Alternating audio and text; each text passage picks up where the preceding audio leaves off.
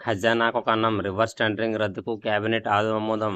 మళ్లీ 2014-19 పాత టెండర్ విధానం అమలుకు కూటమి సర్కార్ గ్రీన్ సిగ్నల్. చంద్రబాబు పాలనలో అంచనాలు పెంచేసి అధిక ధరలకు కట్టబెట్టిన వైనం.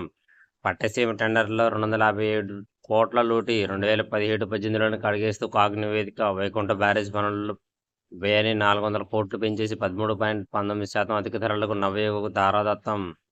ఇక reverse gear. Ration door delivery రద్దు. రివర్స్ టెండర్ విధానానికి రామరాం.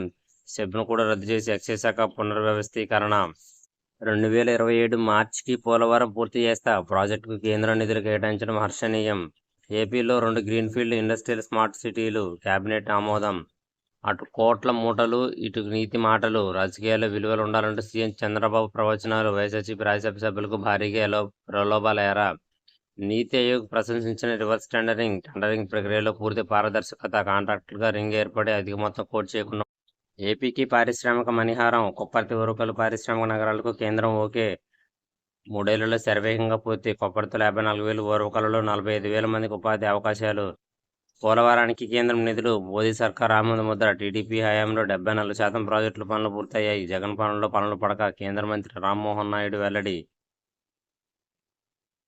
పోలవరానికి 12,127 కోట్లు. కేంద్ర కేబినెట్ ఆమోదం. మోదీ కేంద్ర ఆర్థిక మంత్రికి ధన్యవాదాలు. సీఎం.